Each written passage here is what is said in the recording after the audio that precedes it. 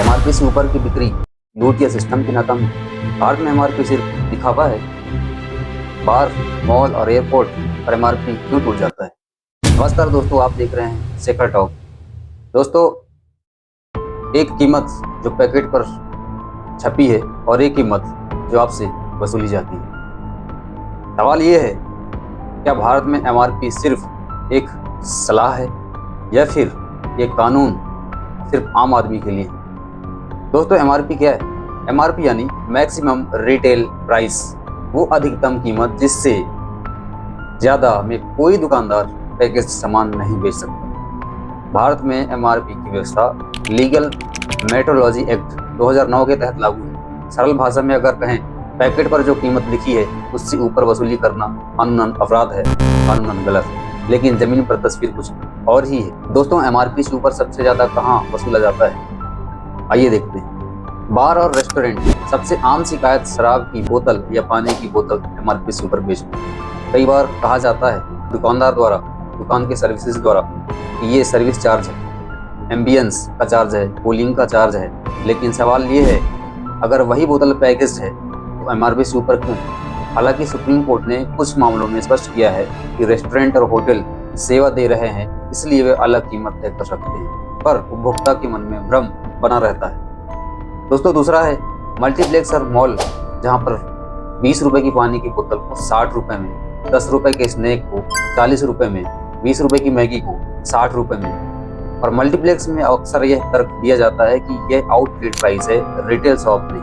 लेकिन सवाल वही, क्या उपभोक्ता के पास विकल्प है? दोस्तों, एयरपोर्ट और tourist spot, airport, hill station, धार्मिक स्थल, यहाँ सुविधा के नाम पर कीमतें अक्सर एमआरपी के आसपास या उससे अधिक महसूस होती हैं। हालांकि नियम कहते हैं कि पैकेज्ड सामान एमआरपी से ऊपर नहीं बेचा जा सकता, लेकिन इन्फोर्समेंट कमजोर पड़ जाता है।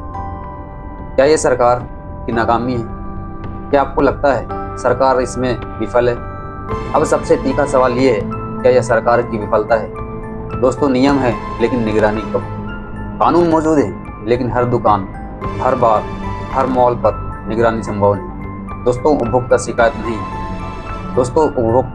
नहीं करता। ज़्यादातर लोग 20 रुपए से 50 रुपए के लिए शिकायत नहीं करते। यही चुप्पी सिस्टम को मजबूत बनाती है। दोस्तों, कानूनी पेच, रेस्टोरेंट और बार में सेवा और रिटेल बिक्री के बीच का फर्क कई बार कानून को धुंधला बना देता है। असली समस्या क्या है? समस्या सिर्फ कीमत नहीं है, समस्या है पारदर्शिता। अगर यह सर्विस चार्ज है तो साफ लिखिए, अगर यह पैकेज रिटेल है तो एमआरपी मानिए। जब नियम साफ नहीं दिखते तो शंका पैदा होती है। दोस्तों, आम आदमी क्या करे?